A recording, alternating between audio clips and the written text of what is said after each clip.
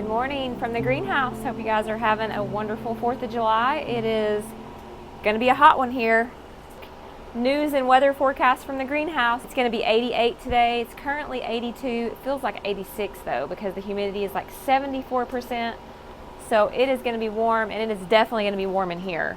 We are currently at 87 in here and 67% humidity. So it is pretty warm.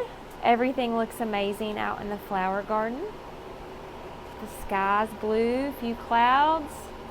So things are quite lovely. I did a video yesterday, but for some reason I forgot to hit the sound button on my mic, so I lost the footage. But I want to show you guys what I did with my Huernia Zebrina Lifesaver Plant. That's an easier way to say it. Some of y'all don't get into these scientific plant names, and honestly, they're really sometimes hard to remember or pronounce.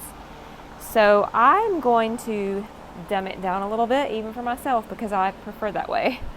But this is my Lifesaver plant. It has the most interesting bloom, and they are kind of difficult to find. I've only ever seen them like one time around here. The first one I ever received was a cutting in the mail, and it actually took off and did awesome. They just sent it to me like in a wet paper towel, rooted it, and we were good to go. Now my main plant, let me see if I can find it because I move stuff around in here so much.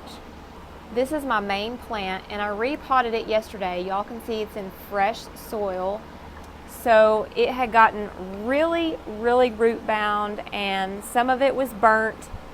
My fault actually, probably lack of watering, and then it stayed in the sun. When it got super hot a couple days, it was in full sun with lack of water, but it's bouncing back super easy. I removed some of the sun damaged leaves and then took off all of the pups that I could, and I'm rooting them in river sand. I have some down here. Y'all can see I broke all of them off. They're super easy to come off. If you see one, they grow little offshoots all the time and they just twist right off, and I set them down in sand and I keep them misted until they root. And when they root, at that point, you only water them like you would a succulent when the sand or the soil mixture is completely dried out. So I pulled some off a couple weeks ago, and they're already rooted, which is really awesome.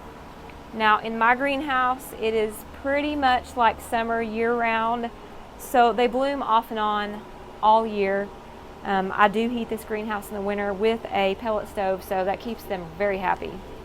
Its native range is southern Africa. It's an understory plant, so it needs to be in an eastern or western facing window that provides partial shade. That's best for it. Southern exposure with midday sun or extreme heat will stress the plant out and make it susceptible to disease. Now they would honestly make a very nice house plant, and I think they would be very happy.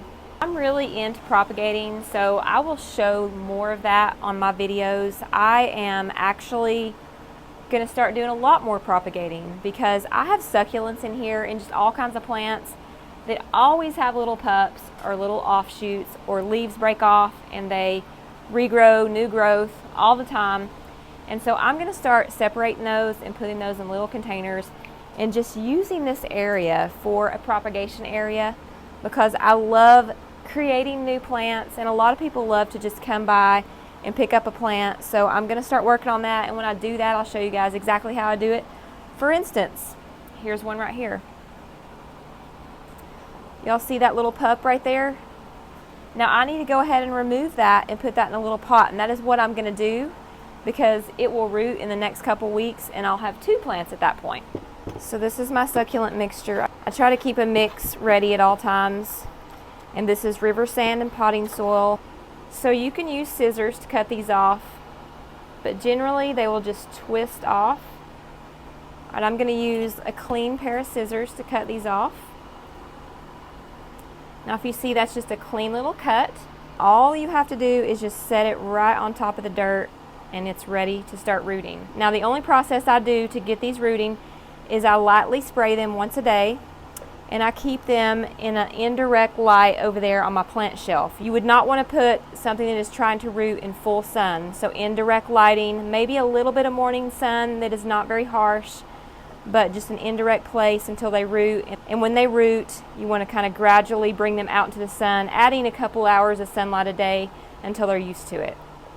And depending on the variety, of course, some plants don't like as much sun.